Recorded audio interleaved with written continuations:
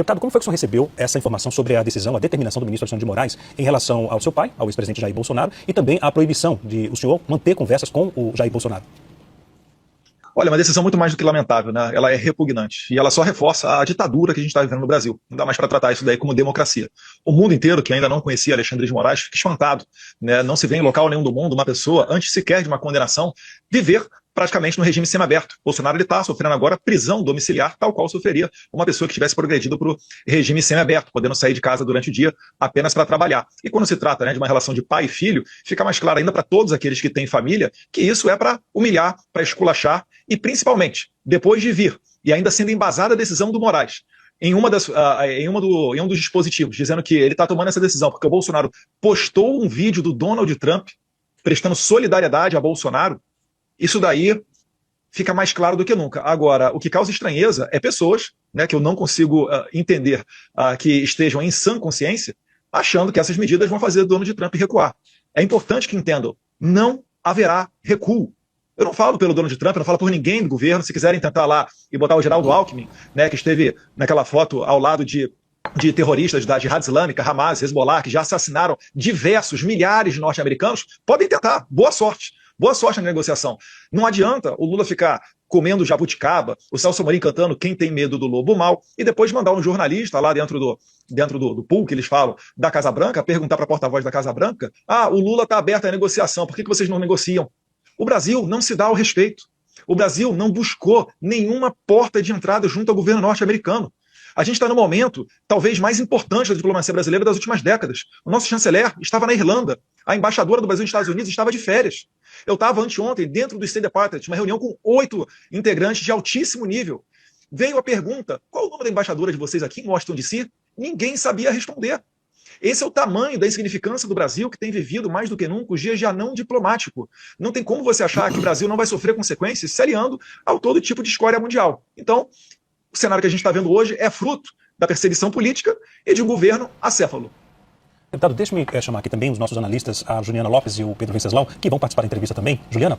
Deputado, boa noite, obrigada por participar aqui dessa entrevista. Queria perguntar para o senhor o seguinte, a Casa Branca, em conversas com o senhor, ofereceu asilo político ao ex-presidente Jair Bolsonaro? Quando isso aconteceu? Isso foi nessa semana? Negativo, nunca ouvi uma conversa dessa. Nunca tive conhecimento de nenhuma conversa dessa. Porque tem Não tenho nem o que dizer sobre isso. Tem algumas agências, né, falando sobre isso ter sido passado por Paulo Figueiredo também, sobre a possibilidade de asilo político. A gente falou com o ex-presidente Jair Bolsonaro aqui nessa semana e ele negou que tenha qualquer tipo de articulação. Por isso a pergunta ao senhor se isso foi oferecido ali do outro lado pela Casa Branca. Negativo, de maneira nenhuma, isso não foi cogitado. Inclusive, né, na nossa caminhada ali dentro da Casa Branca e dentre outras autoridades, alguma pessoa de fora, né, antes de entrar lá, brasileiro, veio falando, Eduardo, posso buscar um acordo para tentar livrar só o Bolsonaro? Eu falei, negativo. O país está vivendo uma crise institucional, não é uma crise política.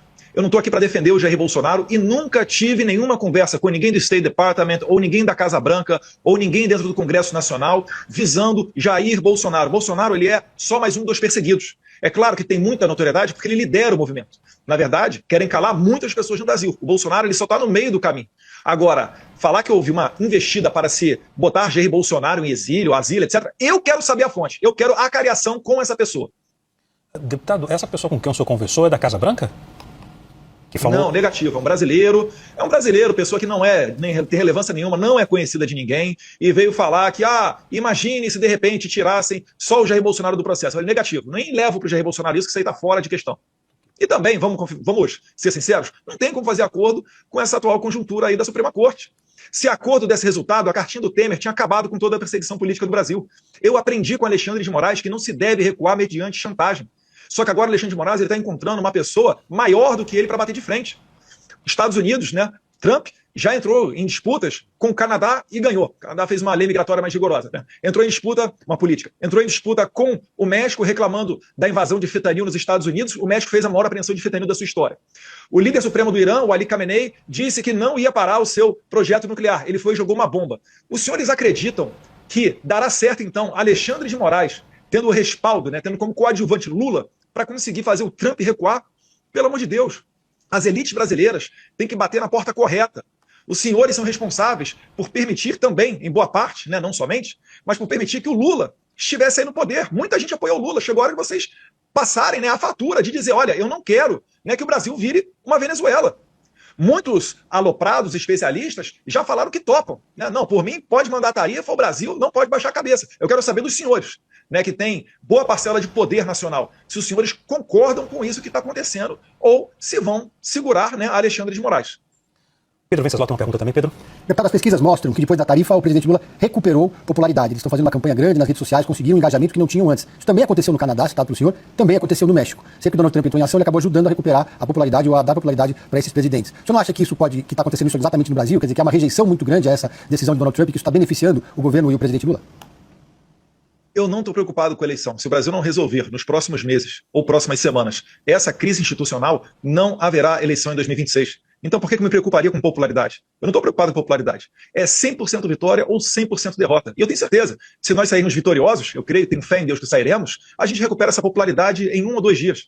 Não estou realmente preocupado com isso. Estou preocupado em a gente chegar numa eleição em 2026 sem Bolsonaro poder concorrer, sem eu, que muitos dão como certo um senador por São Paulo, poder retornar para a minha terra. Vocês acham que vai acontecer com o quê? Com vários deputados do PL, tem cerca de 9 deputados do PL que enfrentam processos no STF, a esmagadoríssima maioria por falar. Tem gente que está sendo investigado por falar da tribuna. Cabo Gilberto, Marcel Van Hatten, eu, novamente. O Nicolas tem processo, o Gayer tem processo. Vocês acham mesmo que Alexandre de Moraes vai permitir que determinadas pessoas cheguem ao Senado, sendo que são certo e claro que votariam o impeachment do Alexandre de Moraes? Vocês acham que ele vai permitir que isso aconteça?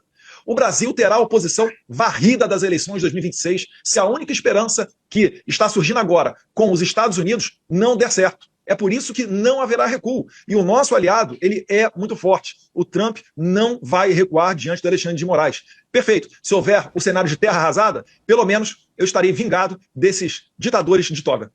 Agora, deputado, o senhor vem sendo pressionado tanto por parlamentares daqui do Brasil, da direita, né, como também por empresários, para tentar convencer o presidente Donald Trump a voltar atrás e derrubar esse anúncio do tarifaço? Algumas pessoas falaram comigo, né?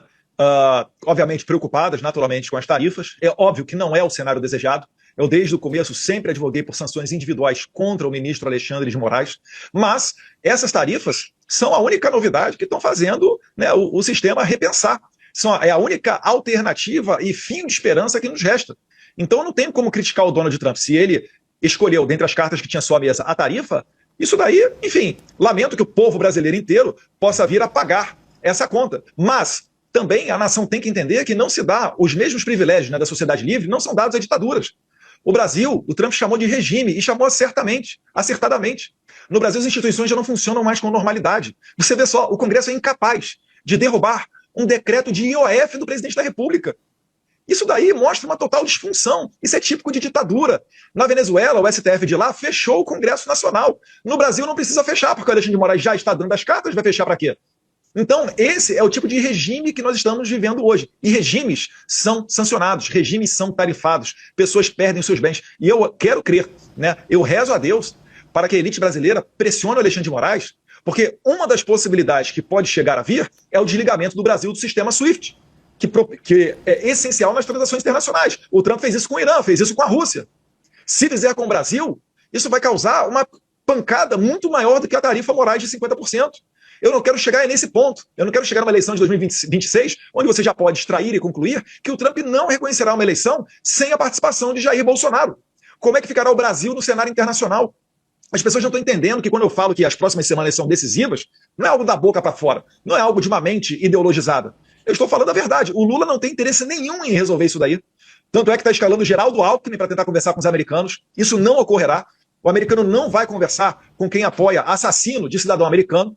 O Hezbollah já matou vários, o Hamas, o Jihad Islâmico, até os Houthis. Isso não ocorrerá. Então o Lula está querendo agarrar isso daí com unhas e dentes para tentar resgatar a popularidade dele. Mas isso não vai adiantar, porque a crise econômica, com Bolsonaro preso ou não, ela vai se agravar. E o Brasil, para solucionar isso, só tem uma maneira. É segurando o ímpeto do Alexandre de Moraes. Leiam a carta do Trump. Ele fala que ele abre falando de Bolsonaro, e não só Bolsonaro. A perseguição também a todos os seus seguidores. Os senhores realmente acreditam que o Barroso, escrevendo uma carta para o Trump, com toda a ladainha que o Trump ouviu durante os 4 anos que ele não estava na presidência, né, de defesa da democracia, etc., da qual o próprio Trump foi vítima, vocês acham que o Barroso vai conseguir convencer o Trump? Ou será que ele está fechando, enterrando a possibilidade de uma mesa de diálogo? Porque o mundo inteiro está dialogando com o Trump. Inimigos e aliados históricos dos americanos. Só o Brasil que não. E só o Brasil tem uma tarifa de 50% por causa disso. Na carta dele ele fala, mais uma vez e finalizando, né, a perseguição a Bolsonaro e seus apoiadores. Por isso que eu tenho falado, olha, a melhor sinalização é uma anistia ampla, geral e restrita. Depois ele fala da regulamentação das Big Tech. Começou agora a sessão 301. Se preparem. Virá a novidade dessa investigação da seção 301 também, que visa proteger os interesses comerciais dos americanos, podendo culminar nas sanções IEPA, né? International Economy Emergency Power Act. Isso vai acabar sancionando muita gente para além de Alexandre de Moraes. Ele continua depois na carta falando alguma coisa de comércio e pincelando também a questão do sistema do complexo industrial de censura. Para que a gente vai pagar o preço disso, se tudo isso são características de regimes autoritários? Agora, deputado... É só isso que a gente está trabalhando e querendo evitar. Deputado, deixe-me fazer um outro questionamento. Fontes, apuração nossa, da equipe CNN, já informou, já passou a informação várias vezes, que o Supremo Tribunal Federal não vai mudar em nada em relação ao julgamento do ex-presidente Jair Bolsonaro. O próprio presidente Lula também afirmou que vai haver, sim, critérios em relação às Big Techs. Nesse cenário de embate entre as instituições aqui no Brasil e ações do governo norte-americano, a população, e eu incluo aí até grupos e aliados da direita que apoiaram e apoiam tanto o senhor quanto o ex-presidente Jair Bolsonaro, isso não pode fazer com que, além do país virar um caos, a direita também perder apoio de segmentos que apoiaram lá atrás e apoiam hoje? E você acredita, Leandro, que retirando as tarifas e dando uma sobrevida para o Brasil, onde a gente vai haver uma eleição sem a oposição, com esse governo que aí está resgatando a sua popularidade, a gente só vai adiar o dia da batalha final? Eu tenho certeza que os brasileiros não querem ficar trabalhando até junho, julho, agosto, setembro, outubro, novembro, só para pagar impostos. O Brasil tem um momento crucial para decidir se vai ter um tratamento definitivo de Venezuela ou se vai se alinhar com as potências democráticas do mundo. Não é culpa minha. Eu não estou fazendo nada. Eu só levo os fatos aqui. Eu sequer tenho o poder da caneta. Eu não posso chegar e ficar aconselhando. O presidente Trump faz isso, retire a tarifa. Eu nunca vi o Trump recuar. Não existe recuo. Se este for o cenário, Leandro, lamento. O Brasil será mergulhado num caos e terá um tratamento semelhante ou igual ao da Venezuela. E o Trump, e o Celso Amorim e o Lula estão adorando isso porque eles acham que eles estão indo para o colo da China e da Rússia. Só que a própria China e a Rússia estão fazendo acordo com os Estados Unidos. Olha que loucura. Deputado, quando teve a questão da dolarização, só para finalizar, Leandro, quando teve a questão perguntaram ao Lavrov, né, chanceler da Rússia, sobre a questão da moeda única do BRICS. O que ele respondeu? Trump, a gente não tem nada a ver com isso não, isso é coisa lá, ó, do Lula e dos brasileiros. Ninguém bate de frente com o Trump, não será a Moraes que conseguirá fazer esse feito. Juliana? Deputado, queria puxar por um gancho do que o senhor já falou aqui sobre não termos eleições aqui no Brasil em 2026. Isso está sendo articulado pelo senhor conversou com os integrantes do governo americano sobre isso, o que pode acontecer? Inclusive, mais sanções estão por vir? O que o senhor está entendendo que vai acontecer aí de fora? Eu acho o seguinte, para quem acompanha minimamente os posicionamentos dos Estados Unidos e também do presidente Trump, consegue enxergar esse cenário facilmente. Eles não reconheceram a eleição da Venezuela, por quê? Maria Corina Machado não pôde participar, a principal líder da oposição. Depois o Maduro vai e sem uma auditoria, né, até porque a Maria Corina Machado conseguiu comprovar, através de uma auditoria paralela, que ela venceu com mais de 60% dos votos. Ela e o Edmundo Gonzalez, né, porque ela não pôde participar, o Edmundo Gonzalez foi o seu preposto. Mas ela comprovou que venceu, o Maduro recorreu ao seu TSE, o TSE saiu de uma salinha dizendo, olha, saímos da sala aqui agora de apuração, 51% dos votos a favor do Maduro. A eleição brasileira, ela tem tudo para ser esse tipo de eleição. Os Estados Unidos não vão reconhecer, o Trump já falou que o Jair Bolsonaro está sofrendo uma perseguição, que ele é uma pessoa honesta. Ora, meu Deus do céu, ele está sendo acusado de um golpe de Estado, e eu também agora. Está claro para todo mundo que esse processo de golpe, essas investigações, elas são abertas só para o Moraes selecionar quem ele vai pegar. Vão perguntar para o Alexandre de Moraes, numa entrevista ao vivo, aquelas mensagens que o Glenn Greenwald expôs na Folha de São Paulo, onde ele diz, tem que pegar o Eduardo Bolsonaro. Essa é a pessoa que está me investigando. E ainda tem gente, não estou falando que são senhores não, né, mas de outros grandes canais de comunicação, que dão contornos de ilegalidade e comentam com normalidade isso tudo. Isso tudo está errado, está viciado desde o começo. Nós somos pessoas honestas. Não tem nada que pese contra nós. Pessoas velhinhas, que nunca pisaram numa delegacia, tratadas como terroristas, num golpe, sem apoio da polícia, sem apoio das Forças Armadas, num domingo de janeiro. O próprio Moraes estava de férias lá em Paris, Bolsonaro estava nos Estados Unidos. Impossível dar golpe. Mas ainda assim querem colocar isso adiante para tirar o líder da oposição da eleição do ano que vem. Isso não tem como dar certo. Eu tenho certeza, se a gente chegar nesse nível, o Brasil não terá as suas eleições reconhecidas em 2026. Pedro? Deputado, o senhor está falando de uma eleição sem oposição. O senhor defende, então, que caso o seu pai, o ex-presidente Jair Bolsonaro, continue inelegível até o ano que vem, caso ele seja preso, a oposição não deve disputar o processo eleitoral como uma forma de protesto, por exemplo, ou a oposição deve lançar um dos tantos candidatos, apoiar um dos tantos candidatos que já se apresentaram, como Tarcísio Gomes de Freitas, Ratinho Júnior, Romeu Zema, entre outros? Esse é um debate que é muito válido, né? Um Congresso que atualmente não consegue derrubar o IOF, imagina no que vem, com o presidente preso, o filho dele exilado, um monte de deputado fora. Será que vai valer a pena a presidência? Vocês acham que um presidente que queira dar anistia ao Bolsonaro, ele vai conseguir fazê-lo, ou será que o STF vai inventar uma manobra judicial para dizer que não vale essa anistia? Entendem o ponto que nós estamos chegando? Bolsonaro, né, o Brasil já viu várias pessoas serem anistiadas. Numa das anistias da Dilma Rousseff, ela livrou o Zé Dirceu e o José Genuíno. Quando o Bolsonaro foi dar uma anistia para o Daniel Silveira, aí não vale. Não tem como você confiar nesse sistema. Esse sistema está podre. O Brasil está tendo uma crise institucional. É por isso que quem enxerga essa questão atual com os Estados Unidos apenas pelo ponto de vista comercial ou econômico está fazendo uma análise totalmente equivocada.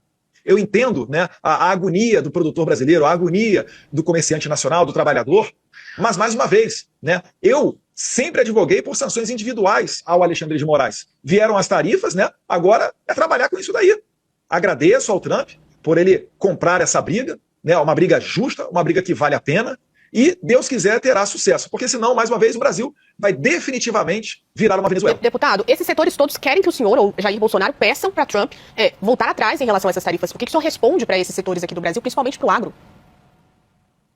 Entendo, né, mais uma vez, né, a preocupação, e podem ter certeza, muitas dessas pessoas, em que pesem terem, né, à frente, no horizonte, um prejuízo financeiro se avizinhando, elas me apoiam. Boa parte dessas pessoas me apoiam. Eu estava com o Paulo Figueiredo anteontem fazendo uma transmissão, ele estava fazendo análise de alguns dados, se não me engano, até uma pesquisa da Quest, que não dá para dizer que é uma pesquisa, né, vinculada à direita, e chegou-se à conclusão ali de que 4 em cada 10 brasileiros estava apoiando a questão da tarifa. Isso daí é 80% dos eleitores da direita, o que mostra um amadurecimento muito grande. Eu estava achando que 95% dos brasileiros seriam contra. Quando veio esse dado, eu fiquei até positivamente surpreso. Isso é um sinal verde aos parlamentares que eles podem defender, sim, obviamente, né, com um tom correto, falando da crise institucional, não se restringindo apenas à visão econômica ou comercial, para tratar desse tema. Mas, mais uma vez, não existe como o Brasil se comportar como uma ditadura e ter privilégios do mundo livre.